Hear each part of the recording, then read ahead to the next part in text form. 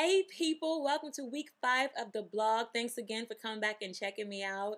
Can I just say real quick, it's so funny because the blog only takes me a few minutes to do, but the prep time that goes into it when I'm trying to sit and position myself, it's so funny because I'm looking at myself in the camera and I'm trying to make sure that everything looks decent in proportion, but with the big boobs and the big belly, I look like Attila the Hun. So I'm like, up, down, which way to go? Then after about 20 minutes, I'm like, you know what? There's nothing I can do. One's full of baby, the other's full of milk. What do you want from me, people? I'm trying. Okay, now back to the subject at hand. Football. Week 5, we had the Packers. We got to win. Everybody's all happy. But you know what? I'm not happy. I am not happy, folks. And do you want to know why not? Because we stink. Yes, we're 3-2, but we are a stinky 3-2. We are a lucky 3-2. Last year, we probably would have been around 0-5 around this time. But we've got a few good bounces that have gone our way, but for the most part, we're not a good 3-2. We're at the top of the division, but we're not a good team to be at the top of the division. In 2 weeks' time, we could easily be at the bottom. And if you're happy about the way they're playing right now, I don't know what team you're looking at because you're not looking at the same team I'm looking at. First quarter, we come out, LeRon gets the fumble, and I'm like, okay, great, forced fumble, great. McNabb gets the ball, and we're basically in our end zone, our red zone, and what happens? Bad snap, and it takes out a field goal range. Back to reality, people. Then what happens? The entire first half, McNabb stays on his can. Do you hear me? He stays on his can. And I'm just like, you've got to be kidding me right now. This is just not happening. Sacked 3 times, hit 8. Rushed every other single time he touched the ball. How do you expect him to get anything going? I know I sure didn't. I know I was ready to turn off my TV at halftime. But you know what? I'm a loyal fan. But I'm not supposed to be stressed out right now. So I'm like, okay, watch the game, be stressed out. Watch the game, be stressed. I don't know, okay? So I'm just trying to breathe.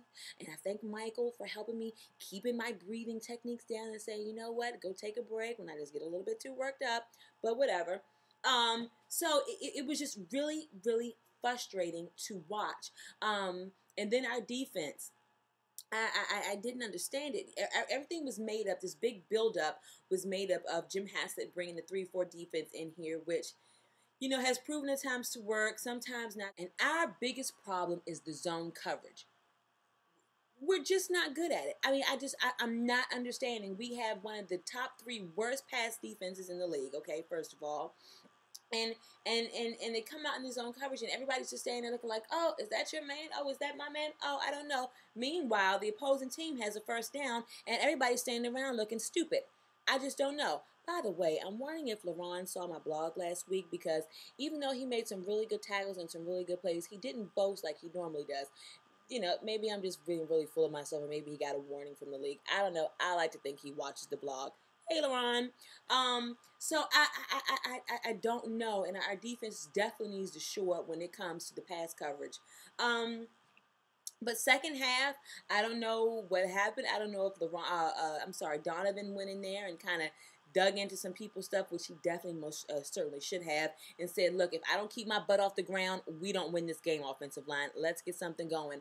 The biggest football good karma thing that we got on our end, which I'm so sorry to say that he got hurt, was when Clay Matthews went out. Because between Clay Matthews and Desmond Bishop, they were treating Donovan like he stole someone, like he hit their mama. Because, good Lord, every time you looked up, they busting through somebody's hold, untouched, might I add, on the offensive line, and hitting the crap out of him. But as soon as Matthews went out of the game, Donovan finally had a chance to, you know, stay on his feet for a minute and not have to immediately scramble and get rid of the ball and actually look downfield to make some plays. And that's when everything started turning around. I mean, you know, it was things like that. Green Bay players started going down and getting hurt.